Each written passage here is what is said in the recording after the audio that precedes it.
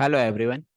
आज का हमारा सवाल है which of the following molecules act as a Lewis acid. तो यहाँ पे आपको बताना है इनमें से कौन सा लेविस एसिड की तरह बिहेव करेगा।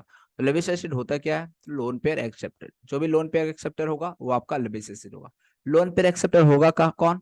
जिनके पास वैकेंट ऑर्बिटल होगा, जो इलेक्ट्रॉन पेयर एक्सेप्ट कर सकता है, वो आपका लोन पेयर एक्सेप्टर हो जाएगा।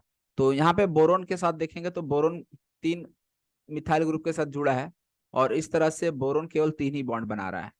Means it has 6 electron only in its valence shell outermost shell. तो बोरोन के पास एक अभी भी पेयर ऑफ इलेक्ट्रॉन एक्सेप्ट करने के लिए वैकेंट ऑर्बिटल पड़ा हुआ है इसका मतलब।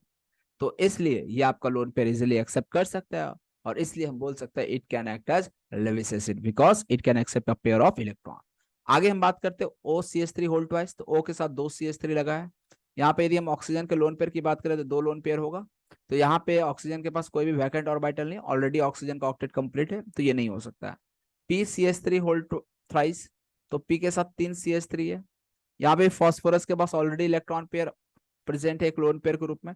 तो ये भी एक बेस की तरह एक्ट कर सकता है because it has lone pair. It can donate its lone pair, इसलिए ये it can act as base not as acid.